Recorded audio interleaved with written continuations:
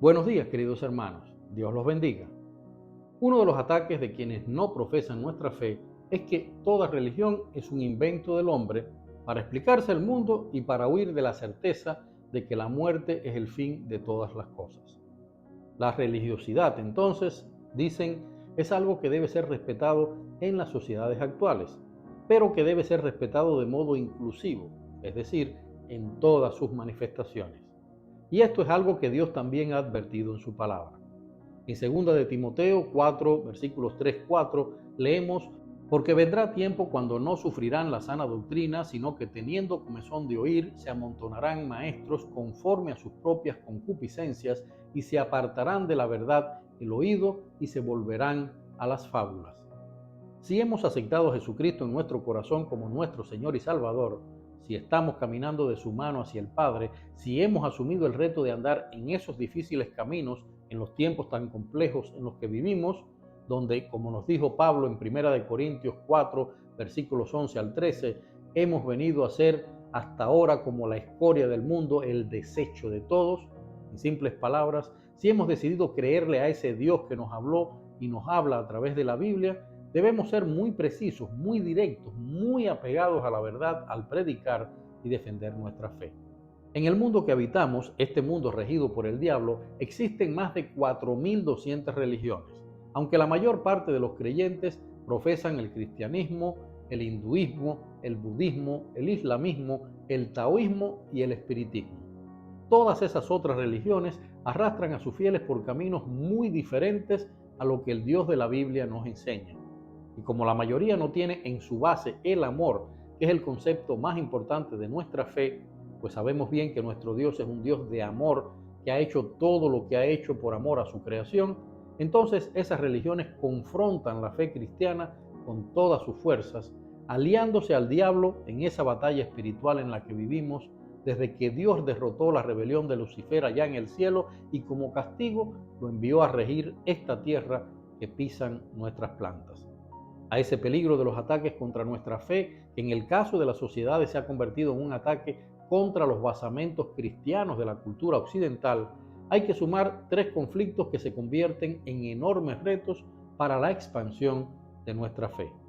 Por un lado, las guerras que desde Martín Lutero han separado drásticamente al cristianismo católico y al cristianismo protestante, diferencias que dificultan el alcance del mensaje cristocéntrico que Dios definió muy claramente en la Biblia.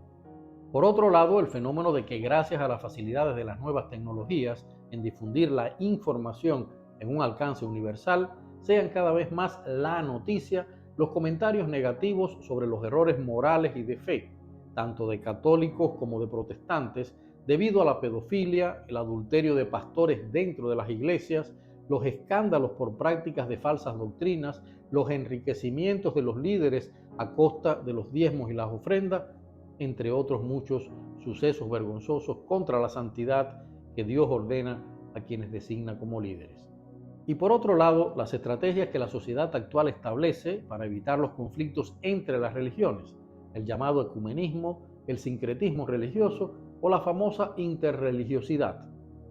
Ante todo, queridos hermanos, no podemos olvidar la columna vertebral de nuestra fe. Jehová nuestro Dios, Jehová uno es, y amarás a Jehová tu Dios de todo tu corazón y de toda tu alma y con todas tus fuerzas. Leemos en Deuteronomio 6, en ese capítulo que no por gusto se llama el Gran Mandamiento.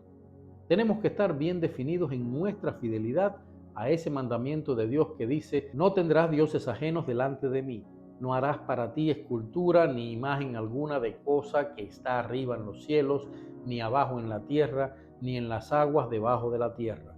No te inclinarás a ellas, ni las servirás, porque yo soy Jehová tu Dios. No podemos olvidar que Jesucristo, es decir, ese Hijo de Dios que se sacrificó por nosotros para salvarnos y justificarnos ante el Padre, estableció a la perfección y sin variantes o versiones o interpretaciones a quién debemos seguir. Yo soy el camino y la verdad y la vida, nos dijo en Juan 14:6. Obviamente hay que mantener la mirada en hasta qué punto es nuestra dependencia hacia nuestros líderes. Aunque sean hombres y mujeres de Dios, igual que nosotros, pueden cometer errores, pueden apartarse de los caminos de Dios, pueden dar interpretación de hombre a la palabra de Dios, pueden ser tentados por el diablo e incluso pueden convertirse en esos falsos maestros de los que nos advierte la Biblia, falsarios utilizados por el diablo para tergiversar el mensaje de la verdad que Jesucristo nos legó. Pero debemos estar anclados en esa verdad que hemos aprendido de nuestra fe en Cristo Jesús, especialmente cuando la sociedad nos convoque a ser políticamente correctos. Una cosa es respetar en la sociedad actual el derecho de las personas a profesar otra fe, pues entre otras cosas, sabemos que eso es parte de la prueba que Dios pone a sus criaturas mediante el libre albedrío, y otro asunto bien distinto es aceptar contaminaciones a nuestra fe que Dios definió a la perfección, sin que haya que ponerle ni quitarle nada para estar a bien con las políticas sociales de este mundo. Y es que, bajo el pretexto de respetar la convivencia religiosa y con el concepto erróneo de que Dios es uno solo, pero que se menciona con nombres distintos, las políticas de algunas naciones están proponiendo que las distintas religiones adoren juntas a ese Dios. Y lamentablemente hemos visto a altas figuras de las más importantes religiones de este mundo poniéndose de acuerdo para establecer ese marco de trabajo conjunto en lo que llaman diálogo interreligioso. No se trata de apartarnos, ni de andar en guetos, ni de ser antisociales en este aspecto. Se trata de tener precaución de cómo nos involucramos con las diferentes organizaciones e iglesias con las que debemos interactuar en nuestra sociedad y sobre todo con aquellos grupos que no forman parte del cristianismo.